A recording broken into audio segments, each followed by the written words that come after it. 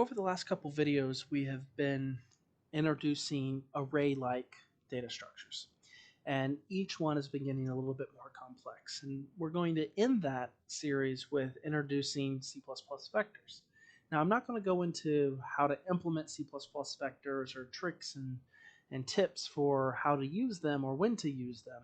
I'm going to be looking at C++ vectors from a data structures perspective so we can use that to wrap up our conversation on this spectrum of data structures that I introduced a couple videos ago.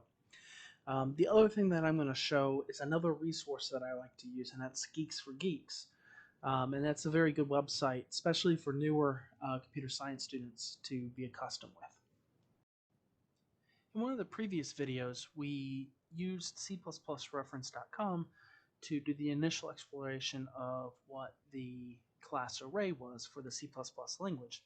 And we could do that for vectors as well within C++, as all this information would be here. But I want to take the time to try to show you other resources that we can use. And the one that we're going to use today is the website Geeks for Geeks. So this is the Geeks for Geeks website.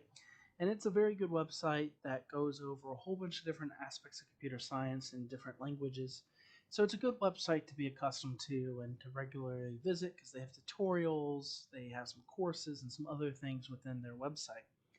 But in this video, I really want to focus on what the vector is. And vectors in C++ are in the standard template library, and it's basically a dynamic array. It's continuous storage that can grow and shrink as we need to.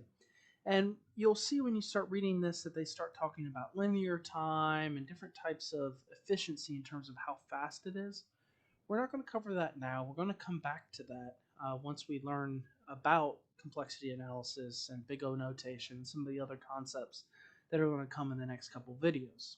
What I want to do in this video is talk about the data structure itself in terms of the data that it's storing and the operations that we have to perform on that data. So we can see that we can move through the data in various ways. We can go to the beginning of the data or the end of the data. And what's nice about Geeks for Geeks is they do give you examples along the way that you could then run and edit as well. So if we come down here, we can see that there's a whole bunch of functionality in terms of the capacity or the size of the array, the vector.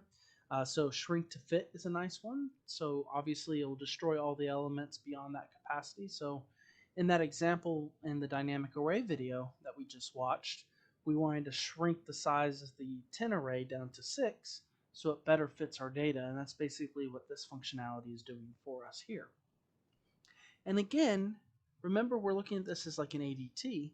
We don't care too much about the implementation because there's different ways that we can go about implementing these. And it will have an effect on the runtime or the efficiency. But right now, we just care about what the operations are, not how they're implemented. There's different access functionality here to where we can access the front of the vector, the back of the data, or back of the vector, or a particular index location. Various modifiers where we can add to the end, add to the beginning, remove from the end, remove from the beginning. We can swap elements. We can clear everything out of the array or out of the vector. And you can see all these here. And again, examples on the Geeks for Geeks. And then they have a list of all the different functionality that we can perform. And some of these functionalities are obviously C++ specific in terms of operator overloading. But you also have operating overloading in other languages as well. So what I wanted to do in this video is discuss what the vector was. And you can see that the vector is like the dynamic array, but has a lot more functionality involved to it. So in the next video, we're going to wrap up these few short videos from arrays, the array class in the C++ library, dynamic arrays, and vectors, and kind of how they all tie in together.